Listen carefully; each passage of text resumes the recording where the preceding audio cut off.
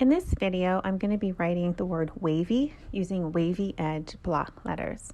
If you haven't watched the other videos already, I've done one video for each letter of the alphabet, plus a couple of extras, so you can watch those for more in-depth information about how to make these wavy edge block letters.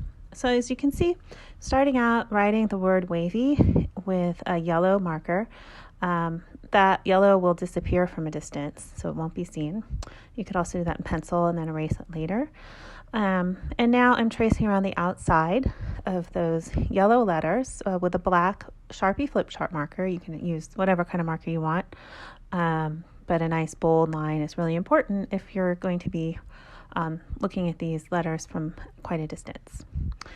So now I have the simple block letters for the word wavy.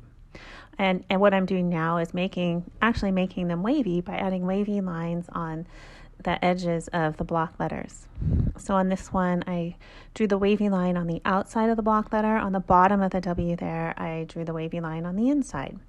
I really had no plan for this before starting. I just picked up the marker, pushed record on my iPhone, and started to draw.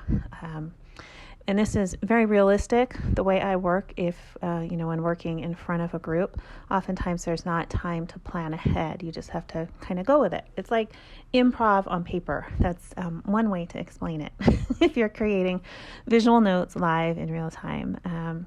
If not, and you want to spend more time sketching things out in pencil, that's just another way to work. I really prefer, I'd highly encourage you to try just jumping in right with a marker. It does a lot for your creativity, and you end up with a lot of really fun, creative things that you wouldn't end up with if you kept erasing. So you might want to just give it a try, going straight with markers, no pencil, no planning, just draw. So as you can see, I'm continuing to draw wavy lines around the W, some inside, some outside. And I've done a pretty good job of the spacing between the letters in the word wavy here, which doesn't always happen. You can see how quickly I wrote that. I didn't sketch it out or draw it. I had no guidelines at all. And this video is in real time. I didn't speed it up or slow it down at all. It's completely unedited. I'm just adding the voiceover afterwards to help you make sense of it. But you can see how I didn't really spend a lot of time planning on this.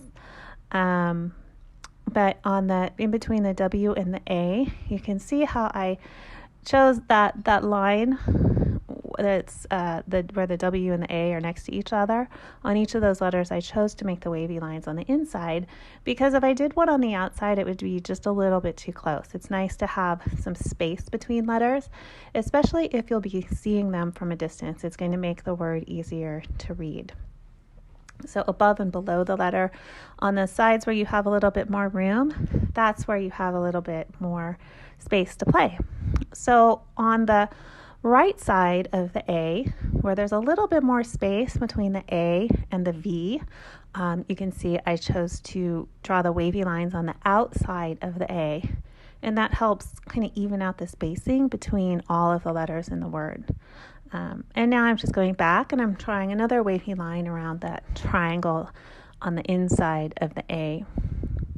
And here we go. I'm doing the wavy line on the inside of the V that's near the A. Again, to even out the spacing, if I put that wavy line on the outside of the V where it was right next to the A, it might be a little too squished. The A and the V may blend together a little bit too much, making it a little harder to read at a distance. And that's not a good thing. I don't want to take that chance. So I intentionally put the wavy line on the inside of the V on the left-hand side there. And you can see on the right-hand side of the V, I did both, where there was a little bit more space, where that Y was over to the left. Over to the right a lot more. There's a lot more space there. I put the wavy lines on the outside of the V, and then where the Y was a little closer, I just moved the wavy line on the inside. So, that was one of those things where it's inconsistent with the rest of the words, but it fits. And it really doesn't stand out. It doesn't look strange. It doesn't look unprofessional. It doesn't look unplanned. It just makes sense. It looks like it fits. And that's, I think, probably the most surprising thing for a lot of people in doing lettering like this is sometimes those over planning ends up with results that look very, very over planned, very stiff and uncomfortable, and not as creative. And you don't want that. So that's why I highly encourage you to just pick up a marker and draw and figure out how to make each mark that you end up with, how to make it work for you and to look good. You can keep building on it, add other things, figure out what you want to turn it into if you don't like it. And that will do wonders for your drawing abilities, your confidence in your drawing, your creativity, how quickly you can draw, and especially if you're interested in drawing live, creating visual notes in front of people, or you do any type of work in front of people. Very, very helpful to work this way. So as you can see, I've completed the word wavy. The outer edges of each letter are indeed wavy. So by making the word itself, the visual look of the word, match the word itself, it just makes the message stronger. So there you go. There's the word wavy for how to put 4 letters or multiple letters together to create a word out of wavy edge block letters. So hopefully that's some information and some inspiration that you can use to create wavy edge block letters of your own and to create your own words and your own images.